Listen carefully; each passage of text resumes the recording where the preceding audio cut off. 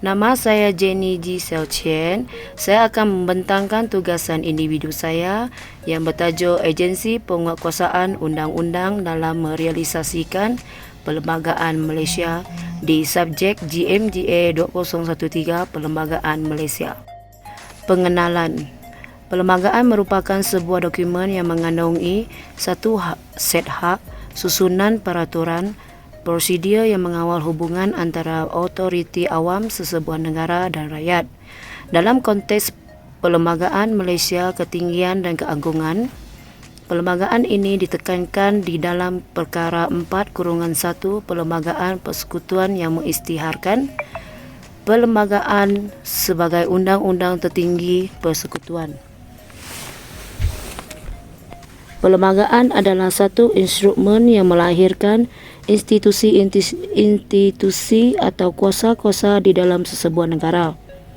Perlembagaan Malaysia merupakan satu produk pembangunan, politik, ekonomi dan sosial. Secara umumnya, perlembagaan boleh ditakrifkan sebagai dasar atau formula yang menyatakan bagaimana kuasa-kuasa awam di dalam sesebuah negara dibahagi dan digunakan. Perlembagaan perlu dilihat prinsip-prinsip asas yang membentuk institusi negara iaitu eksekutif, badan perundangan dan kehakiman sekaligus menyatakan bidang kuasa dan peranan mereka dalam kerangka tersebut. Sejarah Perlembagaan Persekutuan Malaysia. Pada 1 April 1946, Perlembagaan Malayan Union 1956 dikuatkuasakan.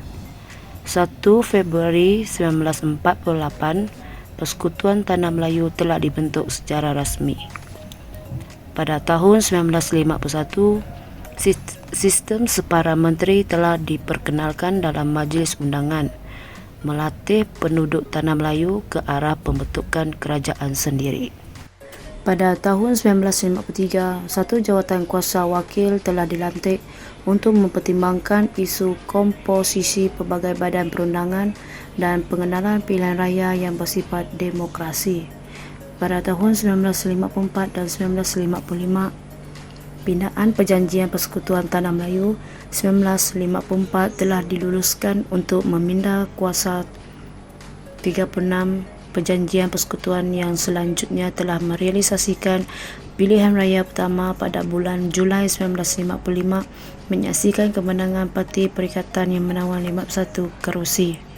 Pada tahun 1956, satu persidangan telah diadakan di London dengan dihadiri oleh wakil-wakil Raja-Raja Melayu dan wakil Parti Perikatan. Pada 21 Februari 1957, satu laporan mengandungi draft perlembagaan telah diserahkan kepada Kerajaan British dan Raja-Raja Melayu untuk dikaji dan mendapatkan persetujuan atau pengubahsuaian. Pada 31 Ogos 1957, selepas dibahaskan di dalam Dewan Undangan Persekutuan, draft tersebut telah diluluskan bersama Penubuhan Persekutuan Tanah Melayu. Pada 8 Julai 1963, penyertaan Sabah, Sarawak dan Singapura melalui Perjanjian Malaysia telah menyaksikan pindaan ke atas Perkara 1-1 dan Perkara 2 Perlembagaan. Pada 31 Julai 1963, Akta Malaysia 1963 yang telah dilancarkan. Pada 16 September 1963, Akta Malaysia 1963 yang telah diluluskan di United Kingdom telah berkuat kuasa. Pada 9 Ogos 1965, Singapura telah memilih untuk tidak lagi menyertai gabungan ini dan menjadi sebuah negara merdeka. Prinsip-prinsip asas Perlembagaan Malaysia, dia terbagi kepada 3. Yang pertama, Raja berperlembagaan. Yang kedua, sistem demokrasi berparlimen. Yang ketiga, sistem kehakiman berasingan. Raja perlembagaan iaitu raja sebagai ketua negara yang mempunyai kuasa tertentu yang ditetapkan dalam perlembagaan. Sistem demokrasi berparlimen pula merupakan sistem pemerintahan di mana rakyat memilih wakil mereka untuk membentuk kerajaan. Sistem kehakiman berasingan merupakan sistem kehakiman yang bebas dan tidak dipengaruhi oleh pihak lain.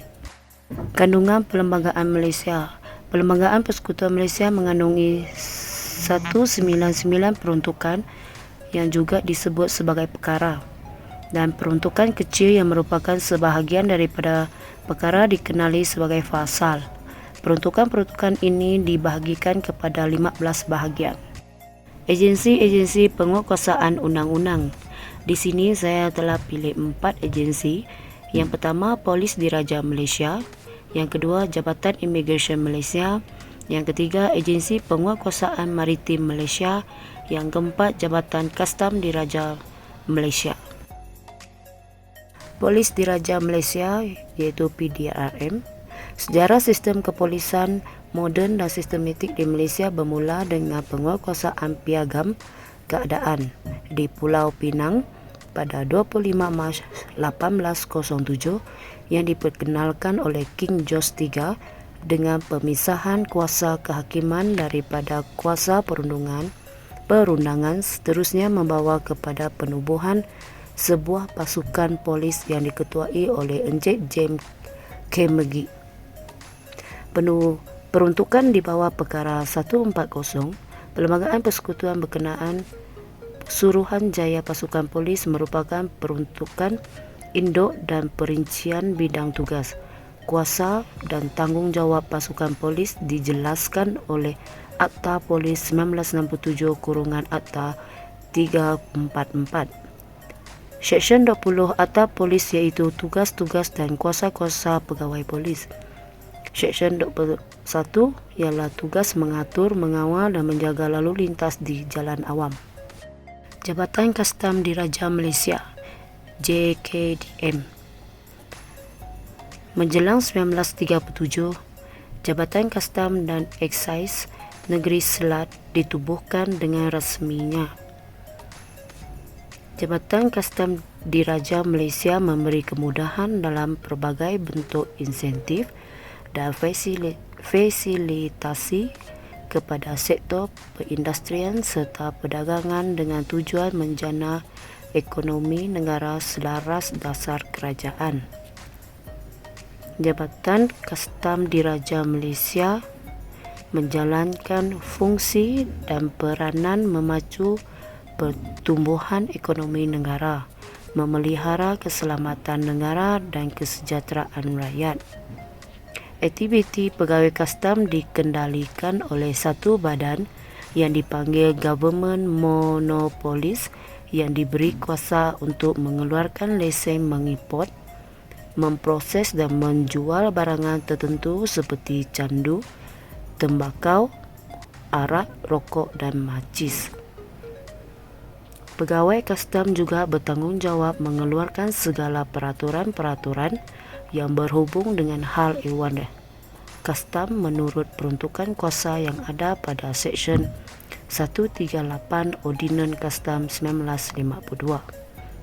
Pegawai kastam mempunyai kuasa melaksana peruntukan undang-undang di bawah Akta Kastam 1967, Akta Cukai Jualan 1972, Akta Cukai Perkhidmatan 1975, Akta Excise 1976 dan Akta Zon Bebas 1990. Jabatan Imigresen Malaysia. Undang-undang Imigresen yang pertama ialah Passenger Restriction Ordinance 1922 yang berkuat kuasa mulai 21 Julai 1922 bagi mengawalan kemasukan imigran ke tanah Melayu ini. Selepas kemerdekaan, The Immigration Ordinance 1959, The Immigration Regulations 1959 dan The Passport Ordinance 1960 telah digubal bagi menggantikan The Immigration Ordinance 1952, The Passport Ordinance 1949 dan The Passport Regulations 1949. Jabatan Imigresen Malaysia berperanan mengeluarkan pasport dan dokumen perjalanan kepada warga negara dan penduduk tetap. Yang kedua, mengeluarkan visa, pas dan permit kepada warga negara asing yang memasuki Malaysia. Peranan yang ketiga, mengawal sila pergerakan keluar masuk orang di pintu-pintu masuk yang diwatakan. Peranan yang terakhir, menguatkuasakan Akta Immigration 1959 Palang 63, Peraturan Immigration 1963, Akta Pasport 1966, Akta Anti Pemerdagangan Orang dan Anti Penyeludupan Migran 2007, Pindaan 2010. Agensi yang terakhir iaitu Agensi Penguatkuasaan Maritim Malaysia, APMM. APMM ditubuhkan oleh Kabinet pada 21 Ogos 2002. Pada 1 Julai 2004, Akta 633, Akta Agensi Penguatkuasaan Maritim Malaysia telah diwatakan dan berkuat kuasa pada 15 Februari 2005. Pada 30 November 2005, Agensi Penguatkuasaan Maritim Malaysia telah beroperasi secara rasmi bertanggungjawab menjaga zon maritim Malaysia meliputi laut wilayah Malaysia. Z. Pelantar benua melangkaui 200 batu nautika dari garis air surut pantai serta ruang udara di atas zon. Agensi Penguatkuasaan Maritim Malaysia menjalankan 3 fungsi utama iaitu mengawal, melindung dan menyelamat dan mencakupi penguatkuasaan semua undang-undang persekutuan di laut, mengawal, mencegah dan menghapuskan kegiatan jenayah, mencaci dan menyelamat serta pengawasan kawasan maritim. Agensi Penguasaan Maritim Malaysia terdapat 5 pangkalan laut utama di bawah kuasa Akta Penguatkuasaan Maritim Malaysia mengikut wilayah iaitu Lumut, Johor Bahru, Kuantan, Kuching dan Kota Kinabalu. Ini adalah cadangan penambahbaikan Agensi Penguatkuasaan Undang-Undang. Yang pertama, kerajaan hendaklah sentiasa peka kepada keperluan setiap agensi merangkumi keperluan logistik dan teknologi serta peralatan yang mencukupi dan sesuai dengan keperluan dan cabaran yang dihadapi dalam situasi sebenar di lapangan. Yang kedua, peruntukan kewangan untuk perbelanjaan, mengurus dan perolehan peralatan hendaklah diberi perhatian yang sewajarnya bagi membolehkan agensi penguatkuasaan ini berfungsi secara optimum. Yang ketiga, perolehan sumber manusia juga perlu turut diberi perhatian kerana tanpa tenaga kerja dalam jumlah yang optimum, penguatkuasaan akan menjadi satu tugas berat yang akhirnya akan membawa kepada implementasi penguatkuasaan yang longgar akibat beban kerja yang tinggi.